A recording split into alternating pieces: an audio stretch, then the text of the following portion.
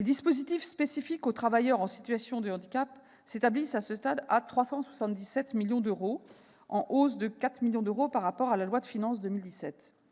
J'ai bien entendu, comme vous, les représentants du secteur inquiets devant le projet de loi de finances qui prévoit la création de 1 000 aides au poste, mais avec une révision du mode de financement à compter du 1 juillet.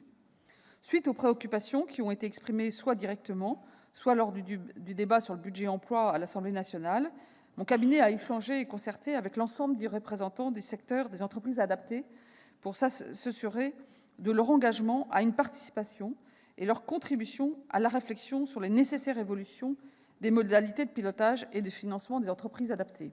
Aujourd'hui, le dispositif est très compliqué, avec 3 lignes budgétaires différentes.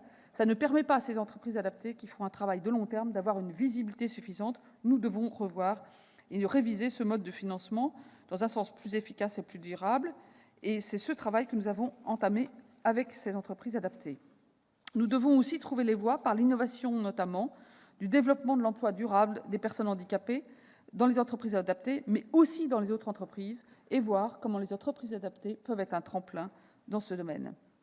Pour cela, et au vu des travaux de concertation à conduire, je suis prête à reporter la mise en oeuvre de la réforme au 1 janvier 2019, alors qu'elle était initialement prévue à mi-année 2018.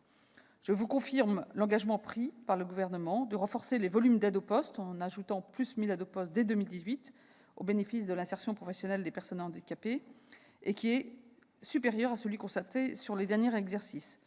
Il se traduira en outre par une augmentation de 8 millions de crédits dédiés au financement de ces aides au poste. Celles-ci seront ainsi financées dans les règles actuelles, dans l'attente des inflexions envisagées pour 2019, et ce besoin sera couvert en gestion sur les crédits du budget.